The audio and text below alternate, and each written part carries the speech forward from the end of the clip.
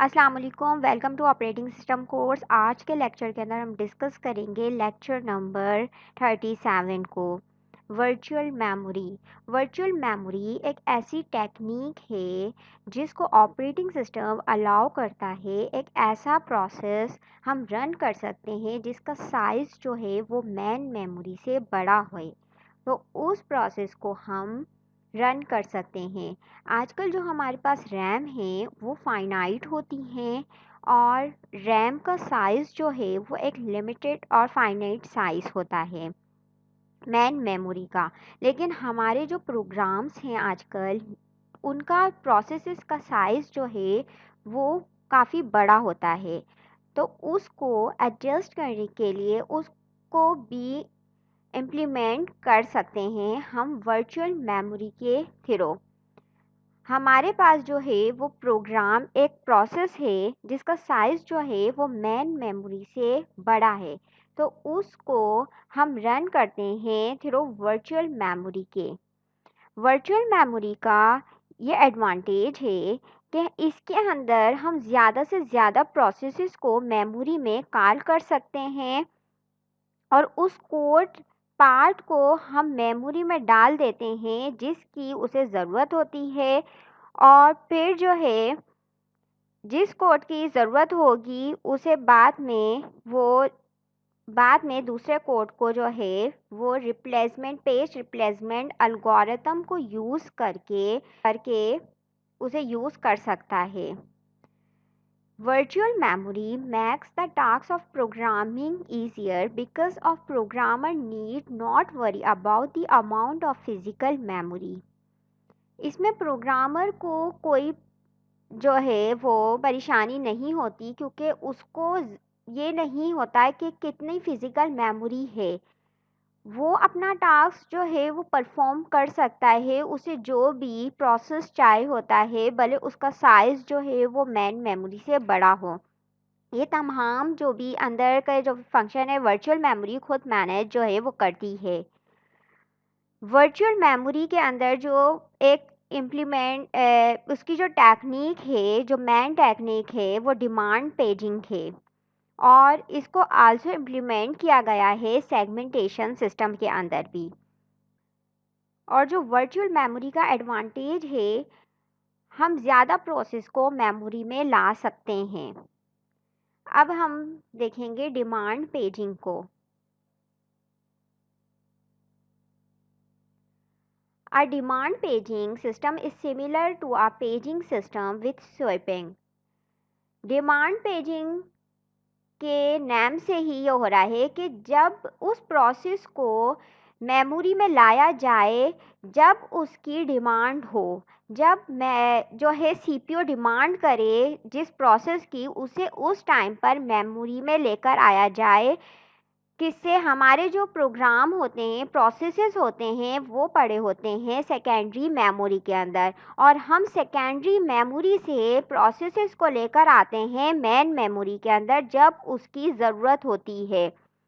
तो ये तमाम प्रोसेस जो भी होता है स्वैपिंग के मेमोरी से हम लेकर आते हैं, सेकेंडरी स्टोरेज से हम लेकर आते हैं मेमोरी के अंदर, इसे हम कहते हैं lazy swapper. Lazy swapper never swipe a page into memory unless that page will be needed. जब तक पेज की ज़रूरत ना हो तो उसको मेमोरी के अंदर ना लाया जाए, और जब पेज की ज़रूरत होती है उस पेज को जो है मेमोरी में लाया जाता है। तो ये काम जो है जो प्रोसेस है वो काफ़ी जो है वो लेस होता है। स्वाइपर और पेजर के अंदर क्या डिफरेंस है? स्वाइपर जो है वो क्या करता है, पूरे प्रोसेसेस को जो है वो लेकर आ जाता है मेन मेमोरी में एक ही टाइम में, पूरा प्रोसेस को लेकर आता है मेन मेमोरी में। बट पेजर जो है वो इंडिविजुअल पेज को लेकर आता है मेमोरी के अंदर, एक एक करके पेज को लेकर आता है मेमोरी के अंदर। और पेजर जो है वो टर्म यूज़ होती है डिमांड पेजिंग के अंदर। इस डायग्राम में दिखाया हुआ भी है कि मेन मेमोरी है, प्रोग्राम्स दिए हुए हैं, स्वाइप आउट हो रहा है और स्वाइप इन हो रहा है। जिन प्रोसेस की जैसे ज़रूरत नहीं है तो हमें अगर फ्री स्पेस चाहिए तो हम स्वाइप आउट कर देते हैं और पेज रिप्लेसमेंट एल्गोरिथम यहाँ पर चलता है। जिन पेजेस की ज़रूरत नहीं है वो स्वाइप आउट हो जाते हैं और जिन पेजेस की ज़रूरत है उन्हें हम मेन मेमोरी में स्वाइप इन करके लेकर आ जाते हैं। तो ये कंप्लीट प्रोसेस होता है इस तरीके से कि यहाँ पर जो है सेकेंडरी स्टोरेज है, यहाँ पे तमाम जो है वो प्रोसेस पड़े हुए होते हैं। यहाँ पर ये मेन मेमोरी है और इसके अंदर भी तमाम प्रोसेस जो है वो आते हैं जब ज़रूरत होती है। तो यहाँ पर जो है वो एक कॉन्सेप्ट है वैलिड और इनवैलिड बिट का। तो डिमांड पेजिंग के अंदर जो है जब भी हम पेज को डिमांड पेजिंग के अंदर जब भी हम टेबल को मेंटेन करेंगे तो उसके अंदर एक तो हमारे पास क्या होगा, फ्रेम नंबर होगा और एक हमारे पास जो होगा वो वैलिड बिट और इनवैलिड बिट को ना बताएगा कि वैलिड कौन सा है और इनवैलिड कौन सा है। इस डायग्राम के अंदर जो है वो बनाए हुए हैं कि हमारे पास जो लॉजिकल मेमोरी है उसके अंदर ये हमारे पास जो है वो प्रोसेसेस हैं, ठीक है। और फिर हमारे पास पेज टेबल है, पेज टेबल के अंदर फ्रेम नंबर और वैलिड बिट और इनवैलिड बिट जो है वो ये बता रहा है। वी जो है वो वैलिड है और आई जो है वो इनवैलिड है। यहाँ पर फिजिकल मेमोरी और ये जो है वो सेकेंडरी स्टोरेज है। इसके साथ ये जो बिट लगे हुए हैं ये बताएंगे कि ये वैलिड है या इनवैलिड है। एक प्रोसेस है ये 4 है और ये वैलिड है तो इसका जो फ्रेम नंबर है वो 4 है। तो 4 फ्रेम पर ए पड़ा हुआ है और ये जो है वो वैलिड है, ठीक है। और सेकेंडरी स्टोरेज में भी ए जो है वो है प्रोसेस। ऐसे ही जो है वो 6 है और ये भी वैलिड है और 6 के ऊपर जो है वो सी पड़ा हुआ है और ये भी सेकेंडरी स्टोरेज के अंदर है। बट जो है इधर कोई फ्रेम के अंदर नंबर नहीं है, ये इनवैलिड एंट्री है। तो यहाँ पर जो है वो ट्रैप जनरेट करता है, ट्रैप जनरेट होती है और ऑपरेटिंग सिस्टम के पास जो है फिर वो कंट्रोल जाता है कि ये जो है इनवैलिड एक्सेस हो रही है। नेक्स्ट टॉपिक है पेज फॉल्ट। पेज फॉल्ट क्या होता है, कोई प्रोसेस है जिसको हम कॉल कर रहे हैं वो मेन मेमोरी में नहीं है तो फिर क्या होगा, पेज फॉल्ट होगा। मीन के मेन मेमोरी के अंदर वो नहीं है और प्रोसेस एड्रेस स्पेस में है और मेन मेमोरी में नहीं है तो पेज फॉल्ट अकर होगा। तो इसका जो कंप्लीट प्रोसेस क्या होता है, जब पेज फॉल्ट अकर होता है the paging hardware is translating the address through the page table will notice that the invalid bit is set causing a trap to the operating system। तो फिर क्या होता है, ट्रैप जनरेट होती है ऑपरेटिंग सिस्टम के पास, तमाम कंट्रोल जो है वो चला जाता है। यहाँ पर इस डायग्राम में ऑपरेटिंग बताया गया है कि ऑपरेटिंग सिस्टम क्या स्टेप फॉलो करता है जो वापस उसे ना बैकिंग स्टोर से लेकर आता है, अपने लोड करवाता है उसको वापस से एग्जीक्यूट करवाने के लिए इंस्ट्रक्शन को। यहाँ पर क्या हो रहा है कि लोड हो रहा है। यहाँ पर फर्स्ट जो है वो पेज टेबल के अंदर उसको देखेगा जिसको उसने कॉल करी है, किसी मेमोरी के उसको जो कॉल कर रहा है उस फ्रेम को वो चेक करेगा। यहाँ पे वो फ्रेम जो है वो नहीं है, इनवैलिड एंट्री दे रहा है। तो फिर ट्रैप जनरेट होगी, कंट्रोल तमाम कहाँ गया, ऑपरेटिंग सिस्टम के पास गया। ऑपरेटिंग सिस्टम क्या करेगा कि उसे जो है वो हार्ड डिस्क सेकेंडरी स्टोरेज से उस प्रोसेस को लेगा और फिर उसको जो है कहाँ सेट करेगा, फिजिकल मेमोरी के अंदर उसको सेट करेगा, ठीक है। उसे लेकर आ जाएगा फिजिकल मेमोरी में जहाँ पर फ्री फ्रेम जो है खाली होता है वहाँ पर उसको लाकर रख देगा फ्रेम को। और फिर उसके बाद क्या करता है, 5 स्टेप के उसको रिसेट करवाता है पेज टेबल के अंदर। जो एंट्री होती है जहाँ पर वो खाली था, इनवैलिड एंट्री दी थी, उधर रिसेट करवा देता है, उस फ्रेम को रख देता है और फिर जो है वो रीस्टार्ट करवाता है इंस्ट्रक्शन और उसे लोड करवा देता है।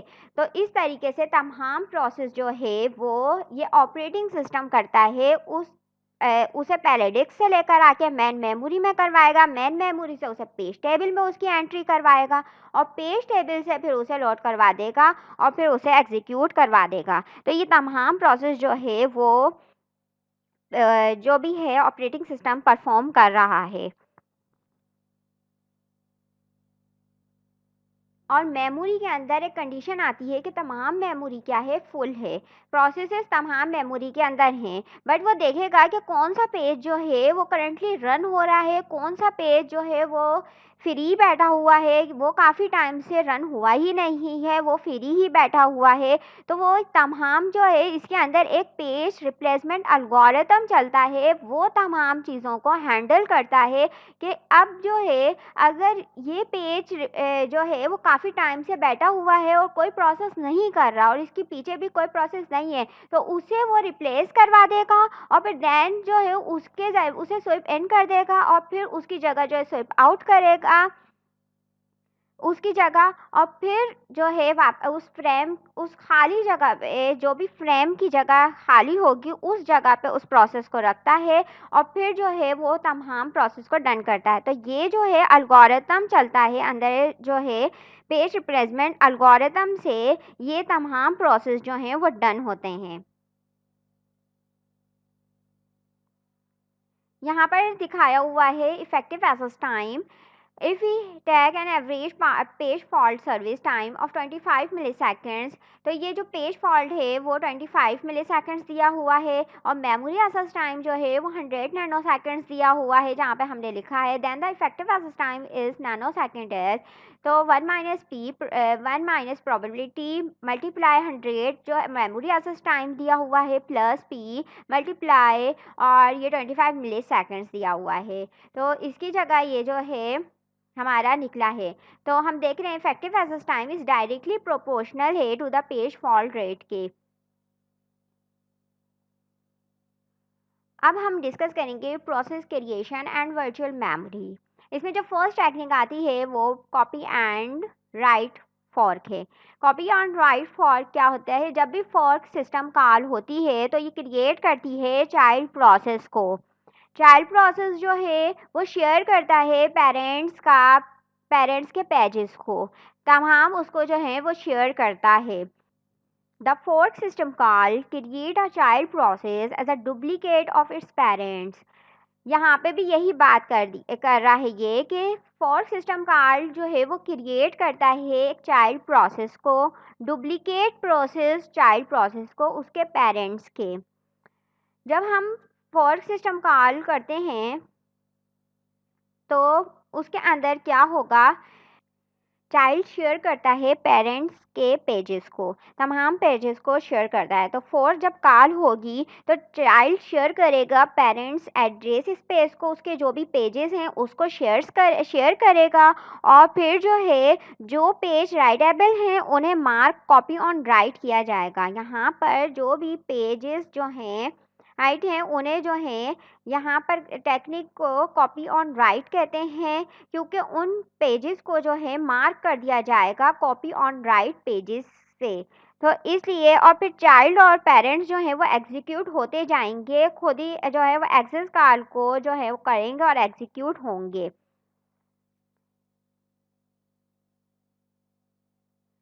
Copy on write is a common technique used by several operating systems such as Linux, Solris 2 and Windows 2000।